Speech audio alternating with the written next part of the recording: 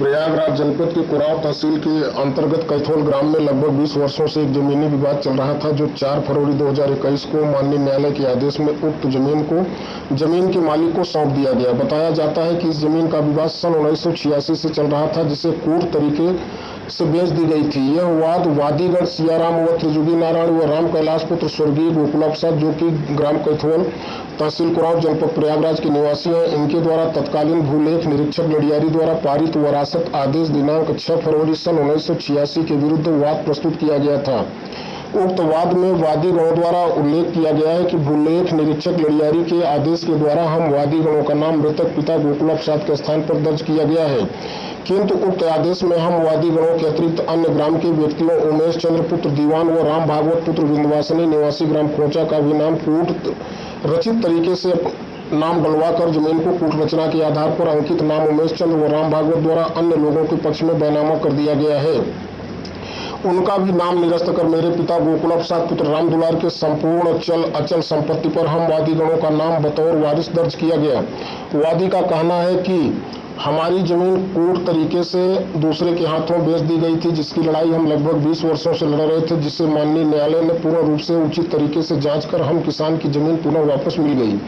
परंतु उस पर से विपक्षी गण राम भागवत आदि मुकदमा हारने और राजस्व अभिलेख से नाम हट जाने के बाद भी वादीगण की जमीन नहीं खाली कर रहे हैं और वादीगण को मारने पीटने की धमकी दे रहे हैं। वादीगण ने मुख्य राजस्व अधिकारी व जिलाधिकारी का ध्यान इस ओर आकृष्ट कराते हुए अपनी जमीन को खाली कराने तथा अपनी जान माल की सुरक्षा की गुहार लगाई है। जो न्यायालय में मामला चल रहा था, सन 1986 में हमारी ज़मीन सेली मुक्त हो गई थी।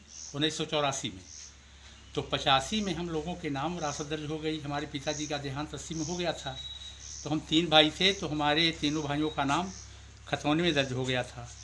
84 में सेलिंग की भूमि डिग्री हुई हम लोगों की, तो उसमें 85 में तो हमारी सेलिंग बनाने के लिए पुनः आदेश आया कि इनकी पुनः बनाई जाए। तो एटीएम साहब के पास की रिपोर्ट गई कि गोकुला प्रसाद के सब लड़के वारिस खतौनी में दर्ज हैं, ये सेलिंग एरिया से बाहर हैं।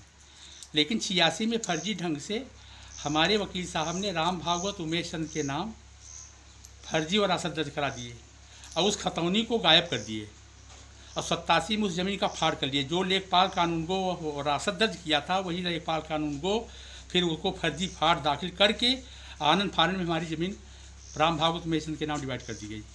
उमेश चंद लापता है, कहाँ का है, कैसे है, उसके कम से कम हम 10 कापियाँ हैं। उमेश चंद के अलग अलग चित्र हैं, अलग अलग फ़ोटो हैं। पिता का नाम वही है, उसका नाम वही है, लेकिन हर गाँव का निवासी है। वो जहाँ जहाँ ज़मीन बेचता है वहाँ का निवासी है। पोवारी में भी है उमेश चंद निवासी पोवारी, उमेश चंद निवासी खोचा, उमेश चंद निवासी कैथवल, उमेश चंद निवासी लेहड़ी, उमेश चंद निवासी मेजा। इतनी कापियाँ हमने निकाला है उसकी रजिस्ट्री। वो आदमी हमारे ज़मीन को आनंद फानन में बेचा। अब बिचवाए राम भागवत भी विरासत में हमारे हैं। राम सवारी के नाम ये ज़मीन रजिस्ट्री किया है। राम सवारी की ज़मीन अभी तक मैं बो रहा हूँ। 587 नंबर आज तक हमारे कब्जे में है। तभी से 370 371 ज़मीन आप देख लीजिए, सड़क पर है, बड़े बड़े झाड़ निकल जाए हैं उसमें। हमने राम भागवत को कब्जा नहीं होने दिया। उसी में राम भागवत एक हमारे ही परिवार के दबंग आदमी जो साथी अपराधी हैं, थाने में उनका नाम दर्ज है, उनसे ज़बरदस्ती हमारी ज़मीन में ज़बरदस्ती मकान बनवा दिया। राम भागवत कहाँ के रहने वाले हैं? खोचा के हैं, पुत्र निवासी। क्या आपका उनका कोई पारिवारिक संबंध है? कोई संबंध नहीं, न कोई रिश्तेदारी बा हमार, न कुछ कोई संबंध नहीं हमसे। लेकिन वो मुंशीगिरी करते थे प्रेम शंकर वकील के। वो मुंशीगिरी की वजह से हर गांव में जहाँ जहाँ प्रेम शंकर जमीन जीता, तहाँ तहाँ ये आदमी अपने नाम, अपने औरत के नाम जमीन कराया। यहाँ तक कि उमेश चंद्र की भी नाम अपने जमीन करा करके बेच रहा है औने पौने दाम में। और वही आदमी भूमाफिया बन करके अनशन में बैठा है। पुलिस के बार बार शिकायत मैंने किया, सीओ के पास गया, डीआईजी के पास दिया एप्लीकेशन, ये पैसे के बल पर बच जा रहा है। मतलब दरोगा जी से यह कह दिया कि उमेश चंद मर गए हैं। 7 उमेश चंद हमारे पास हैं, बताए कौन? दरोगा जी बता दें कौन मरा है, किस गांव का मरा है, ये नहीं बता रहा है। जो जमीन आपको माननीय न्यायालय द्वारा आपके पक्ष में निर्णय दिया गया, तो क्या उस पर आपको कब्जा दिया गया? अभी तक कब्जा नहीं दिया गया। गेहूँ काटने के बाद मैंने 2-3 नंबर गेहूँ काटा भी। इसके बाद रात को अलौकुश दुबे और राजू इत्यादि एक गिरोह बना करके रात को गेहूँ काटने। अब आषाढ़ लग गया है तो हमारी ज़मीन की नवैयत बदली जा रही है। कोई आदमी तालाब खोद रहा है, कोई मेड़ तोड़ रहा है, कोई बैरिकेटिंग बढ़ा रहा है अपने घर की। तो हम क्या करें? हम इसकी तो सूचना आपने 107 शासन प्रशासन को दिया? हाँ दिया, 107-16 में बाधित हैं हम तो कटिया झगड़ा कर। एक दिन पता चला कि ट्रैक्टर एक आपके गांव का कुलसरा का एक पौके है कुहार, वो ट्रैक्टर लेकर के आया, खेत जोत रहा था और औरतें थी उसको। हम गए वहाँ, तीनों भाई जा रहे थे, देखा औरतों का की जमात, तो हम लोग लौट आए। अब वहाँ तो दूसरा योजना बन रहा है हम लोगों को फंसाने के लिए। हम लोग झगड़ा तो नहीं करेंगे, 151 में चलान है, 107-16 में चलान है। तो प्रशासन हमको कब्जा दे, SDM साहब दें, तहसीलदार साहब दे, DF साहब दें।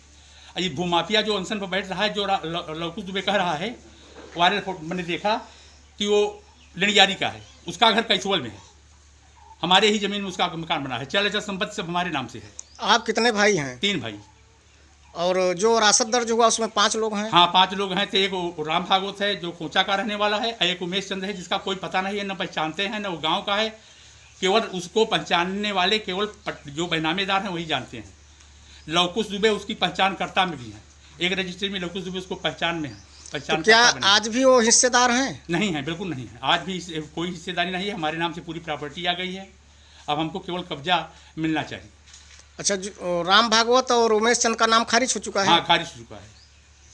तो अभी तक आपको जमीन पर कब्जा नहीं मिला है। उसके लिए एप्लीकेशन पर से आषाढ़ लग गया है, खेती किसानी का सीजन है, हम लोग गरीब आदमी हैं, खेती के बल पर पूरा परिवार जी रहा है। आपका नाम क्या है? सियाराम द्विवेदी।